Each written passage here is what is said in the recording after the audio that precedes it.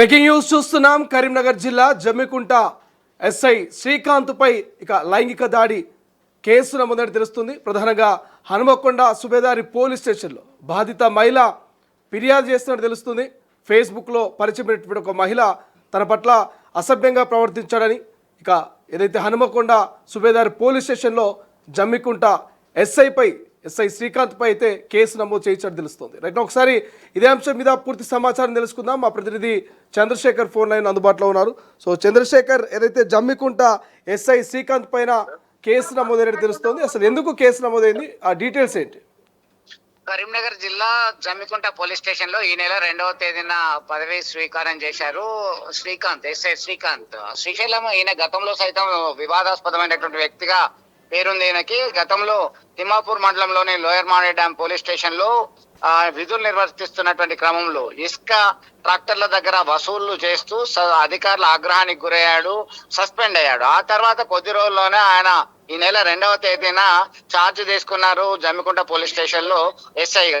అయితే చేసిన కొద్ది రోజులకే ఈయన హన్మకొండ జిల్లా సుబేదారి ప్రాంతానికి చెందినటువంటి ఒక మహిళతో ఫేస్బుక్ ద్వారా పరిచయం ఏర్పడింది. ఆ తర్వాత ఆమెకు లొకేషన్ పంపు అని చెప్పి తర్వాత ఆమె దగ్గరికి వెళ్లి బలవంతంగా లైంగిక దాడికి పాల్పడ్డారనేటువంటి ఆరోపణలు వచ్చాయి. ఆమె ఇచ్చినటువంటి ఫిర్యాదు మేరకు హన్మకొండ జిల్లా సుబేదారి పోలీస్ స్టేషన్ లో ఎస్ఐ శ్రీకాంత్ పైన కేసు నమోదైనటువంటి పరిస్థితి గమనించవచ్చు. ఆయన ఛార్జ్ తీసుకున్నటువంటి వెంటనే మళ్ళీ కనబడకుండా వెళ్ళాడని చెప్పేసి అక్కడ ఉన్నటువంటి స్థానికులు చెప్తున్నటువంటి పరిస్థితి. మొత్తం మీద మొదటి నుంచి ఒక వివాదాస్పదమైనటువంటి వ్యక్తిగా ఉన్నటువంటి పరిస్థితి మనం గమనించవచ్చు.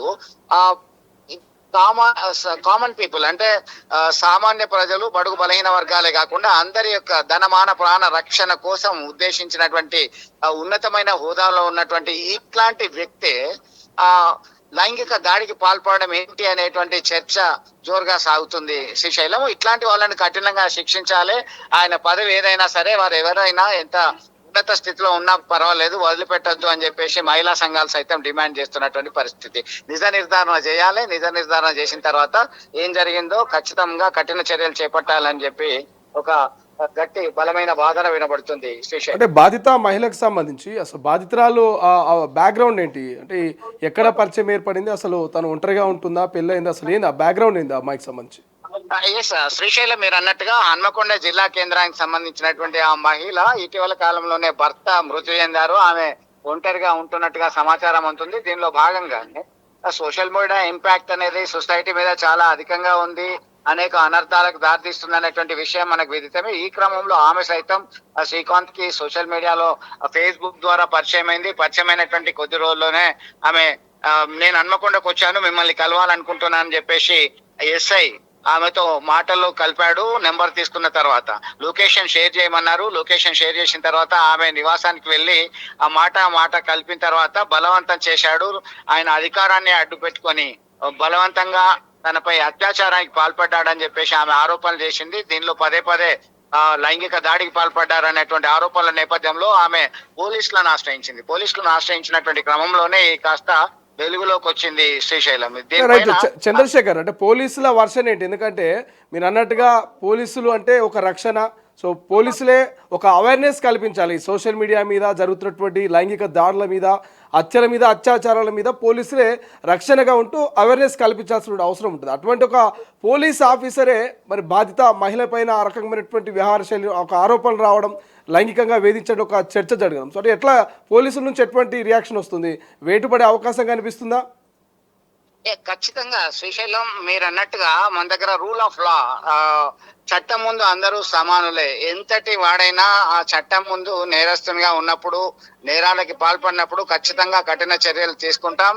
ఆ సొసైటీలో ఉన్నతమైనటువంటి గౌరవం, ఉన్నతమైనటువంటి హోదా ఉన్నటువంటి ఇలాంటి వ్యక్తి ఇలాంటి పనులు చేయడము, అది ఎస్ఐ స్థాయిలో ఉన్నటువంటి వ్యక్తి ఇలాంటి దారుణానికి పాల్పడడం అనేది ఖచ్చితంగా కఠిన చర్యలు తీసుకోక తప్పదు, వేటు వేయాల్సిందే అనేటువంటి కోణంలో చర్చ జరుగుతుంది. ఇప్పటికే ఇంకా నిజ నిర్ధారణ చేయాలి. ఆ మహిళ ఫిర్యాదు తీసుకున్న తర్వాత ఏం జరిగింది, ఏం కథ, వైద్య పరీక్షలు నిర్వహించిన అనంతరం అన్ని రకాల మేము నిర్ధారించుకున్న తర్వాత ఖచ్చితంగా చర్యలు చేపట్టడానికి సిద్ధం అనేటువంటి కోణంలో ఆఫ్ ద రికార్డ్ పోలీస్ అధికారులు చెప్తున్నటువంటి పరిస్థితి గమనించవచ్చు. Srisailam. Right, thank you Chandrasekhar, thanks for updates. ఇది ఓవరాల్ గా రక్షించాల్సిన పోలీసే మరి సోషల్ మీడియా వేదికగా పరిచయమైనటువంటి మహిళతో అసభ్యంగా ప్రవర్తించారని ఆ మహిళ ఇక హనుమకొండ సుబేదార్ పోలీస్ స్టేషన్లో ఫిర్యాదు చేసినట్టు తెలుస్తుంది.